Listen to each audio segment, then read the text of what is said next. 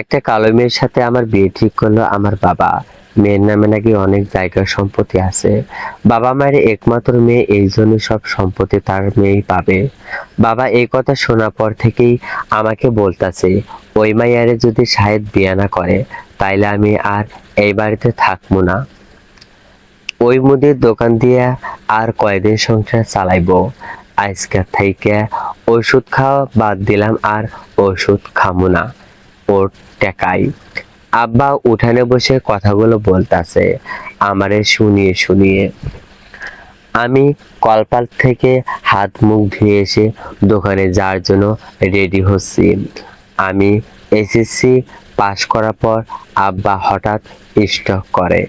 তারপর থেকে তারপর থেকে আমি পড়ালেখা বাদ দিয়ে সংসার খরচ আর বাবার ওষুধের টাকা আমাকেই জোগাড় করতে হতো।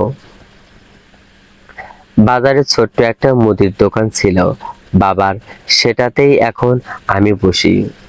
সকালে না খেয়েই বাবার সামনে দিয়া মাথা নিচু করে দোকানে চলে গেলাম। রাতে ফিরে এসে হাত মুখ ধুয়ে এসে খেতে বসলাম। মা আমাকে ভাতের তরকারি দিতে দিতে বলল, বাজান, তোর বাপে কিন্তু সকাল থেকে কিছুই খায় নাই, ওষুধও খায় নাই। তোর বাপেরে বাঁচানোর জন্য হলেও রাজি হয়ে যা। মানুষটা যদি আবার স্ট্রোক করে তাইলে কিন্তু হে আর বাঁচানো না বলে আস্তে আস্তে কান্না করতে লাগলো। আমি আর ভাত না খেয়ে হাত ধুয়ে বললাম, আব্বারে যে কও আমি বিয়েতে রাজি। এই বলে আমি উঠে ঘরে চলে আসলাম। আব্বা একদিনের মধ্যে বিয়া ঠিক করে ফেললো। আগামী সোমবারে বিয়া।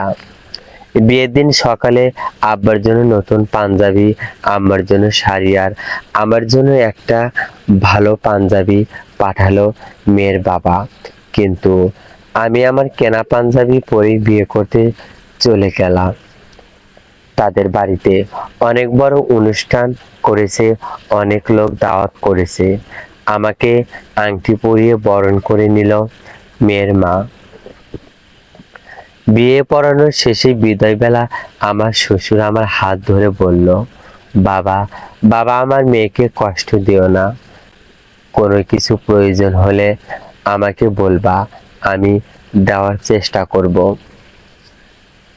তার কাছ থেকে বিদায় নিয়ে আমি বউ নিয়ে চলে আসলাম। রাতে বউ নিয়ে বাড়িতে আসার পর পাড়া প্রতিবেশীরা আমার বউকে দেখে বলতে লাগলো, এই ছেলের সাথে বউটা মানায় নাই। আরেকজন বলতে লাগলো, আরে করিম ভাই, পোলাটারে টাকার লোভে বিয়া করাইছে মেয়ের বাপের মেলা সম্পত্তি। তাদের কথা শুনে লজ্জায় আমি চলে আসলাম সেখান থেকে। একা একা দাঁড়িয়ে ভাবতে লাগলাম, আব্বা টাকার লোভে আমার জীবনটা নষ্ট করে দিল। কি হবে টাকা পয়সা দিয়ে যদি ঘরে সুখ না থাকে। এসব ভাবতে ভাবতে রাত 11টা বেজে গেল।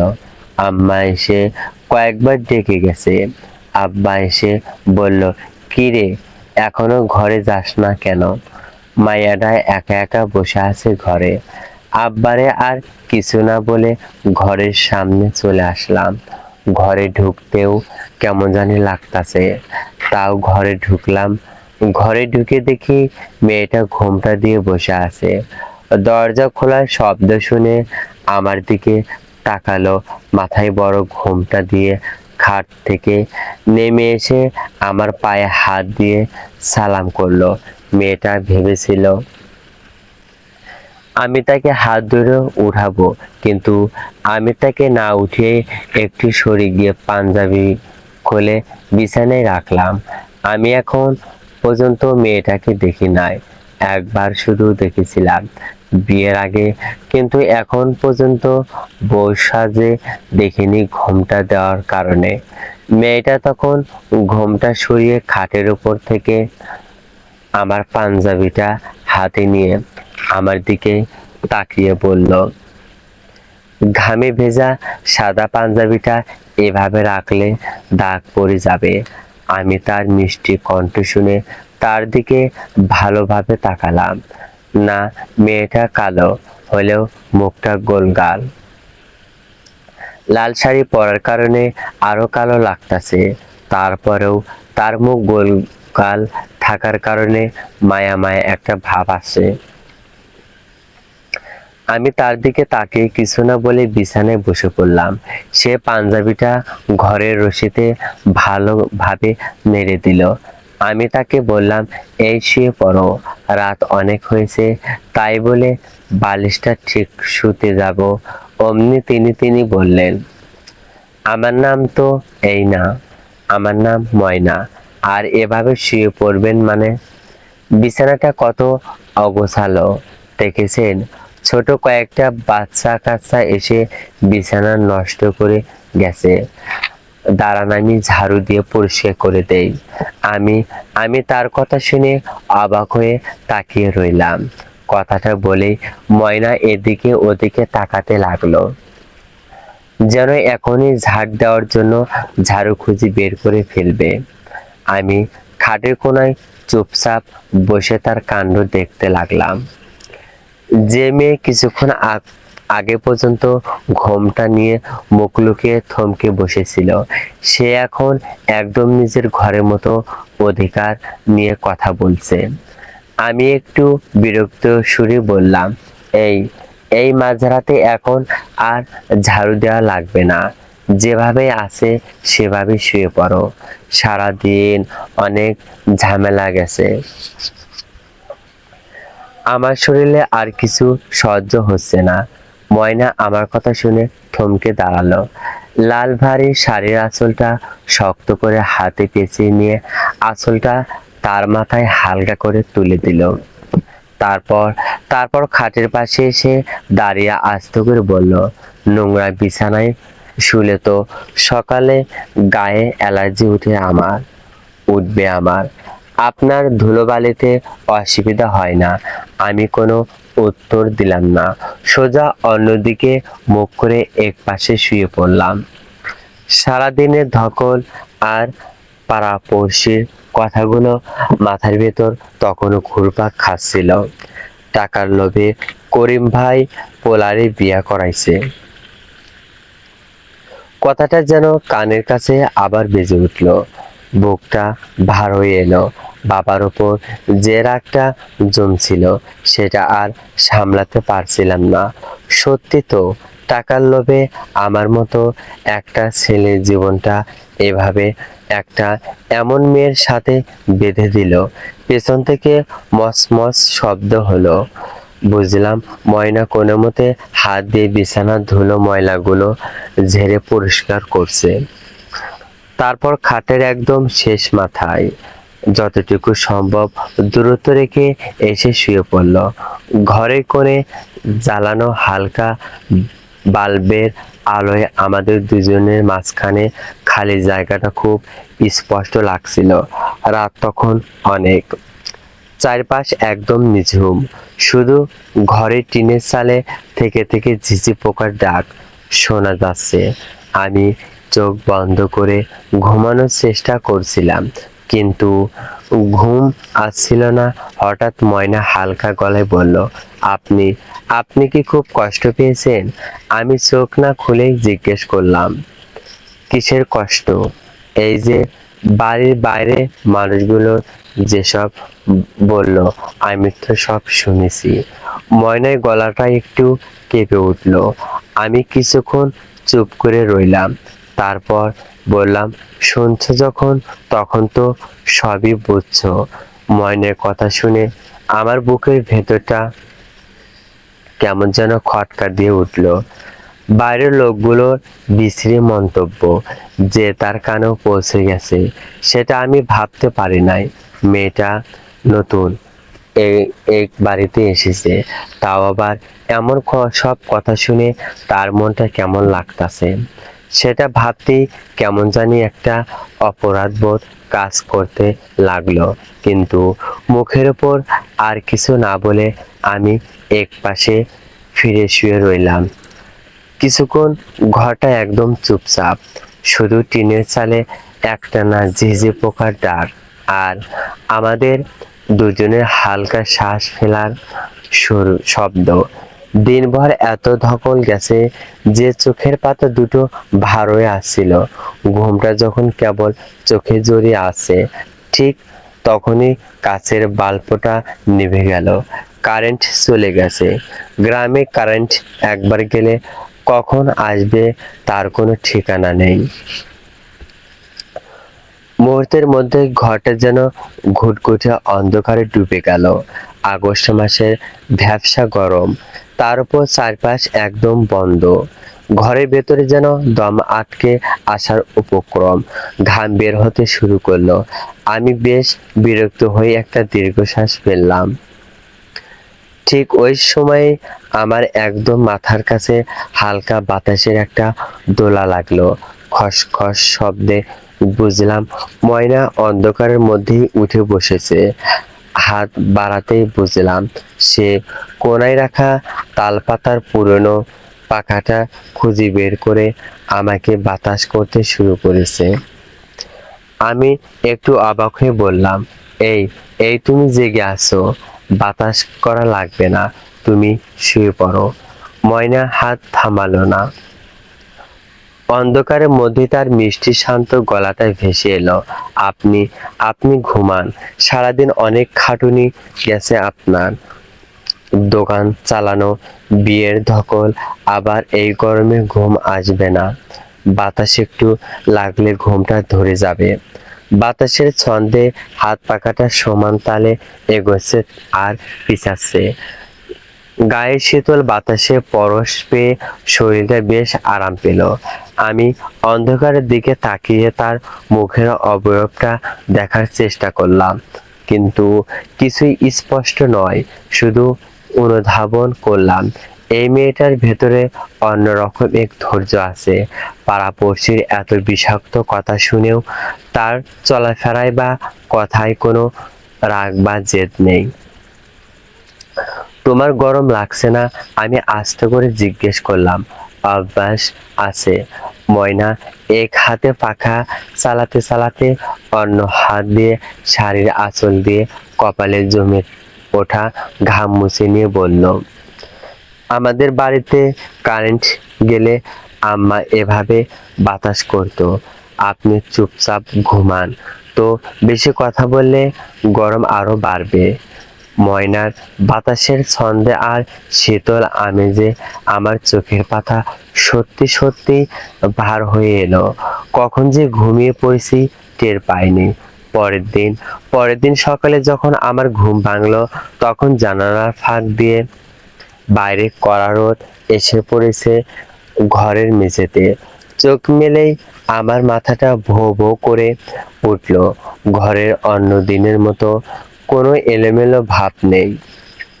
খাটের পাশে রশিতে কাল রাতের আমার সেই ঘামে ভেজা পাঞ্জাবি আর ময়নার ভারী শাড়িটা সুন্দর করে পানি দিয়ে ধুয়ে মেলে দেওয়া হয়েছে। টেবিলের ওপর সাজানো রয়েছে ছোট ছোট জিনিসগুলো, যেগুলো কাল রাত পর্যন্ত এদিক ওদিক ছড়িয়ে ছিটিয়ে পড়েছিল। ঘরের মেঝেটা একদম পরিচ্ছন্ন, ধুলোবালি কোথাও দেখা যাচ্ছে না। সবকিছু তেমন যেন পরিপাটি আর চকচকে লাগছে। আমি খাট থেকে উঠে দরজার কাছে দাঁড়িয়ে বাইরে তাকালাম। ময়না তখন উঠোনে এক কোণে বালতি নিয়ে কাপড় ধোয়ার কাজ শেষ করছিল।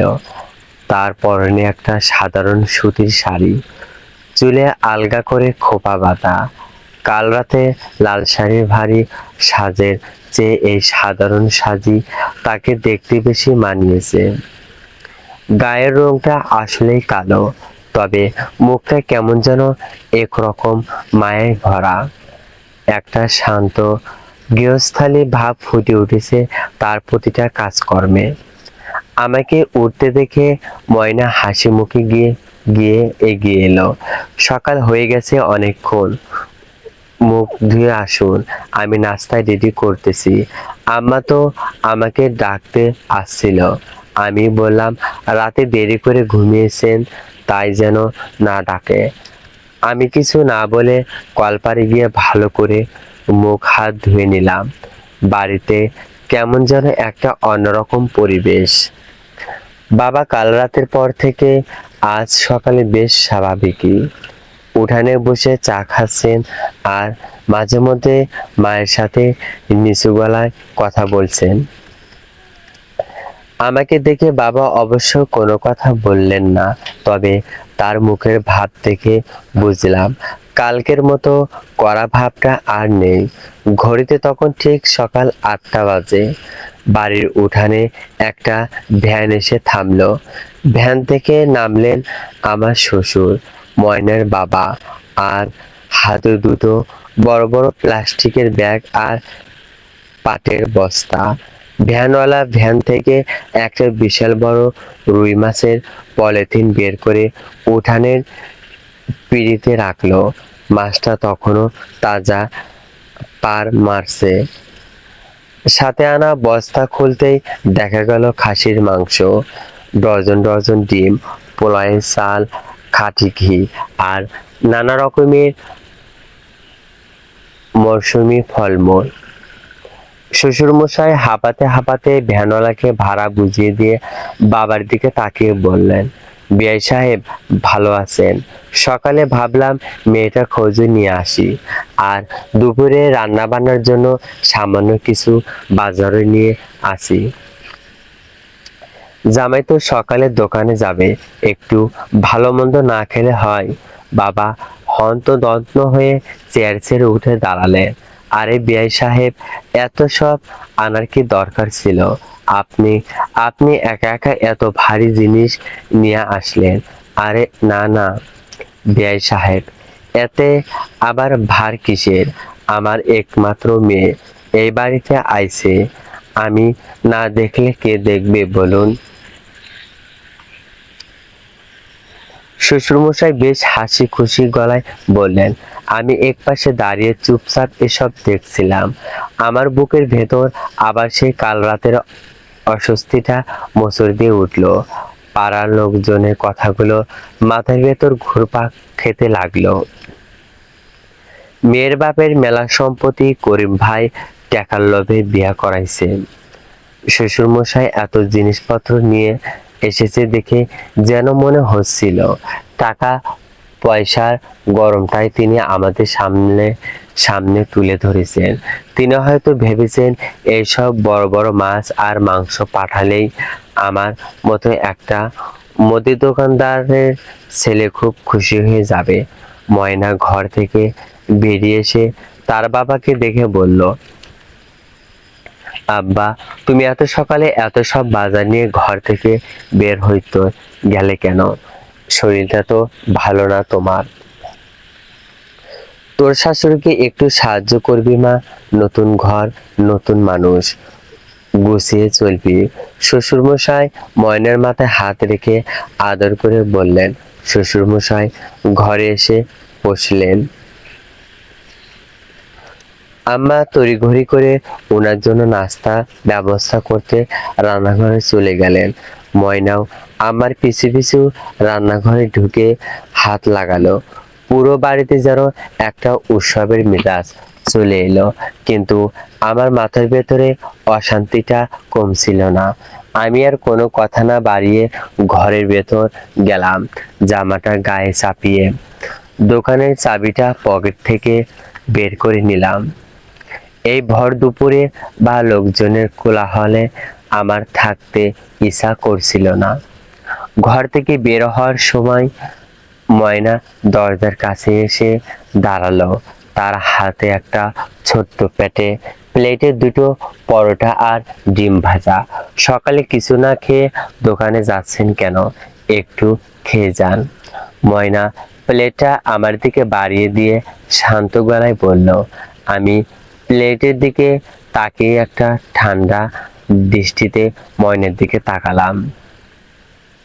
তারপর বেশ শক্ত গলায় বললাম, তোমার বাপের টাকা আর এসব বড় বড় উপহার দেখে তোমার হয়তো খুব অহংকার হচ্ছে, তাই না? কিন্তু মনে রেখো ময়না, আমি সাহেব, বাবার জন্য এই বিয়েতে রাজি হয়েছি ঠিকই, কিন্তু তোমার বাপের এই বড়লোকি আর টাকার গরম আমি আমার ঘরে দেখতে চাই না। কথাটা বলেই আমি তার হাতে প্লেটের দিকে আর না তাকিয়ে এক প্রকার দ্রুত পায়ে হেঁটে বাড়ি থেকে বেরিয়ে গেলাম। বাজারের দিকে রওনা দিলাম। পিছনে ময়না কেমন থমকে দাঁড়িয়ে রইল, তা আর আমি ফিরে দেখলাম না। চলবে। যদি গল্পটি ভালো লাগে অবশ্যই কমেন্টে জানিয়ে দেবেন। আপনাদের কমেন্টটি পেয়ে গেলে পরবর্তী পার্টে দ্রুত আপলোড করার চেষ্টা করব। প্লিজ চ্যানেলটি সাবস্ক্রাইব করবেন, ভিডিওটি শেয়ার করবেন। Please subscribe to my channel.